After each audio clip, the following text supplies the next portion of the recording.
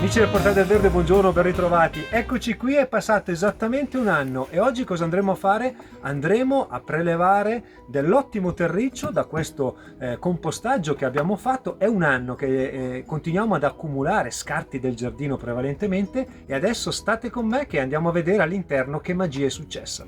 Allora, innanzitutto vediamo cosa abbiamo fatto l'anno scorso. Abbiamo costruito, come potete vedere, in questo caso io ho sfruttato già una siepe che c'era. Questa è una siepe di lauro. Il lauro quando si compatta alla fine è come un muro. Quindi da una parte ho utilizzato quest'angolo con il lauro e dall'altra parte non ho fatto altro di mettere un palo conficcato qui, uno lì e uno là. E poi si mettono... Questi sono i normali assi che vengono utilizzati in carpenteria, li trovate in qualsiasi posto dove si può comprare del materiale edile. Si comprano queste, vengono chiamate fodere, queste sono delle fodere da 12 per intenderci. Il costo di tutto diciamo che si aggira più o meno con fra i 50 e 60 euro, fate tutto, non è una spesa enorme. L'importante è che teniamo, come potete vedere qui, c'è un dito di distanza fra una fodera e l'altra, quindi usate un distanziatore, usate un pezzettino di legno quando andate a posizionare l'asse, posizionate il primo, lo mettete in bolla e poi gli altri li mettete questo piccolo pezzo di legno da una parte e dall'altra e poi avvitate.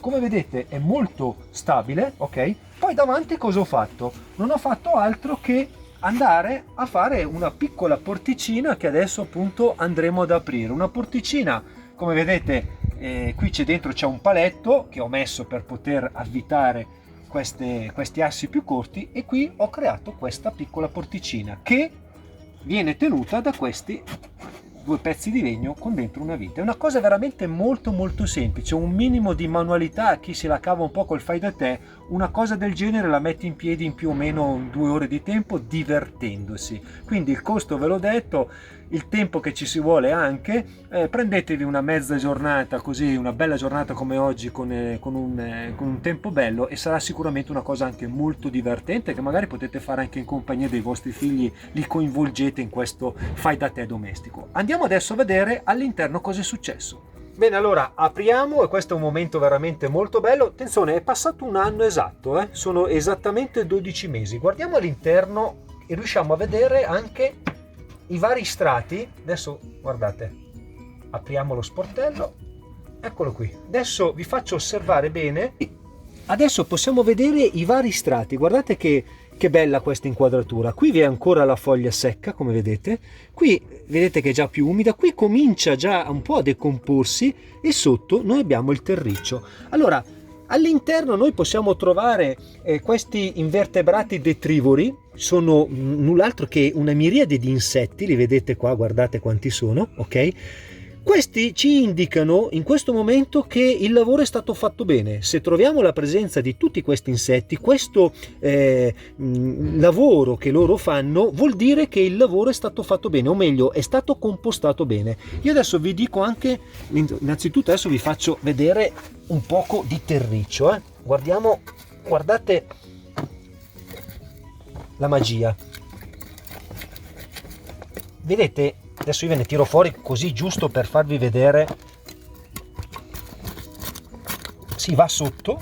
Calcolate che qui non è stato messo null'altro che scarti del giardino, che noi ne abbiamo a centinaia di chili, perché durante l'anno la stagione è lunga e noi continuiamo ad andare a potare. Qui dentro ci sono, adesso mi fermo perché basta questo per farvi vedere, ma guardate quanto è grasso questo terreno, quanto è bello. Allora, se dopo si può passare con un setaccio se troviamo dentro ancora dei piccoli resti di rami, i rami che vedete all'inizio sono presenti, guardate quanti ce ne sono. Io non sono stato troppo a fare selezione, tranne quelli più grossi, il resto è stato tutto inserito insieme a foglie e devo essere sincero, il consiglio è quello ogni tanto di andare a spargere sui vari strati della terra. Io ve lo dico onestamente, vi direi una bugia se l'avessi fatto. Perché? Perché vedevo che comunque ogni tanto controllavo questa situazione e vedevo che nei mesi che passavano il compost si comportava bene, cominciava questa decomposizione naturale e quindi non sono andato ad aggiungere terra. Però sappiate che invece sarebbe buona cosa cospargere con la terra e soprattutto anche andare a mischiare. Questo lavoro secondo me, poi io non sono sono qui anche per ricevere consigli, però l'idea che mi sono fatto è che il tutto ha funzionato bene proprio per la presenza anche di questi piccoli rametti. I rametti servono anche per areare, per far sì che giri l'aria. Se riesce a girare l'aria, che è data anche dalla distanza, come potete vedere, di queste fodere, perché sono state messe a distanza? Perché ha bisogno di prendere aria. Quindi quando noi non facciamo girare l'aria all'interno del compost va tutto in negativo. Se noi riusciamo a far girare l'aria all'interno del compost va tutto in positivo. Adesso ho cercato di sintetizzare. Quindi la presenza di questi rametti ha fatto sì anche che ci sia questa situazione. Poi lo possiamo vedere dai lombrichi, ci sono dentro lombrichi, ci sono dentro insetti. Questi segnali ci indicano anche durante l'anno, quando noi facciamo un'ispezione, che il tutto sta funzionando. E quando noi abbiamo un terriccio del genere abbiamo un ottimo substrato per fare del balconaggio, che possono essere gerani, possono essere la dipladenia che adesso arriva sui nostri balconi, la surfinia. Insomma, le piante vanno ghiotte di questo materiale, che noi tante volte andiamo a prendere di scarsa qualità, c'è da dire il vero. Tante volte o spendiamo delle grandi cifre, o se no il terriccio che troviamo nei supermercati a pochi euro è anche un terriccio di bassa qualità.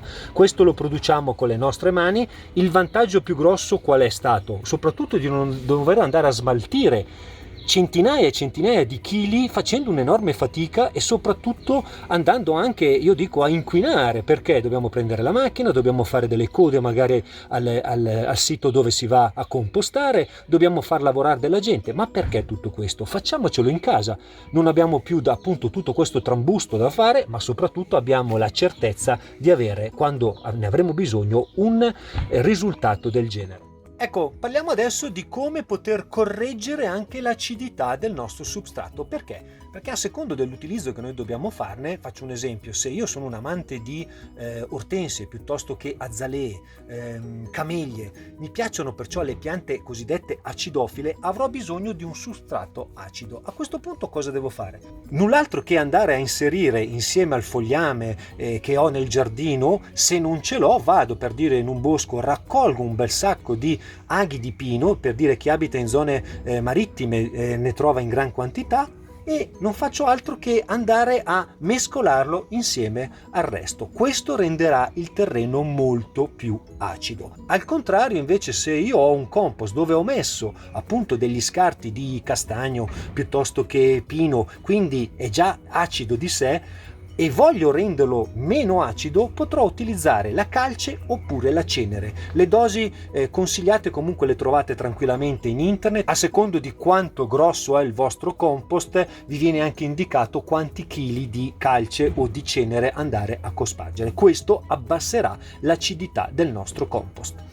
Ecco, a questo punto nasce spontanea anche la domanda: ma cosa si può mettere e cosa non si può mettere nel compostaggio? Allora, in teoria si può mettere di tutto, non ci sono dei divieti, o meglio, ci sono dei paletti da seguire, però in questo compostaggio si poteva anche mettere degli scarti alimentari. Dico poteva perché il sottoscritto non l'ha fatto. Non l'ho fatto per due motivi principali. Allora, innanzitutto, nel momento in cui noi andiamo a mettere degli scarti animali, dobbiamo accettare l'idea di avere un problema di odori. Quindi gli odori sono in primis il problema di andare a mettere carne, pesce e comunque scarti alimentari.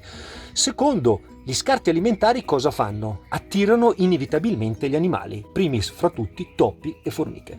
Quindi se non volete avere problemi di questo tipo, perciò topi, formiche, ma soprattutto avere anche delle fastidiose larve che sono null'altro che le uova depositate dalle mosche, e di conseguenza quando nasceranno mosche in quantità, il consiglio è quello di prendere e andare a mettere fuori il classico sacchetto con gli scarti animali, oppure chi ha la fortuna di avere un cane o un gatto che mangia gli scarti della cucina, sarebbe un'ottima cosa, almeno si fa un riciclo, io dico, positivo anche per il cane e per il gatto.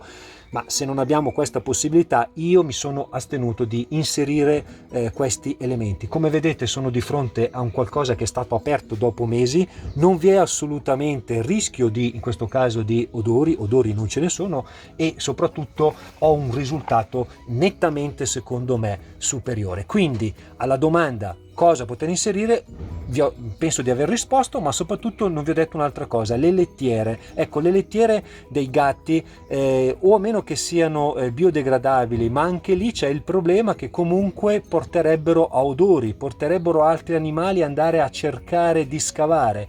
Io vi consiglio anche lì di evitare. Facciamo una cosa diciamo così selettiva. Qui dentro ci sono foglie, rami, erba. Ecco, quando abbiamo l'erba del giardino, che è la prima che va anche un po' così a macerarsi, e soprattutto alza la temperatura perché va nelle giornate calde, va anche a bollire. Tutto questo porta a questo risultato. Io vi invito a provate, ripeto, la spesa. Adesso magari vi metto anche nella descrizione che cosa serve per poter realizzare una cosa del genere. Vi metto anche dei link magari dove potete trovare già il materiale pronto, così almeno non dovete neanche fare fatica e magari ve lo fate consegnare anche comodamente a casa. Io spero di essere stato utile come sempre. Vi invito a mettere un bel pollice all'insù, ad iscrivervi al mio canale e a condividere questo video. Ciao!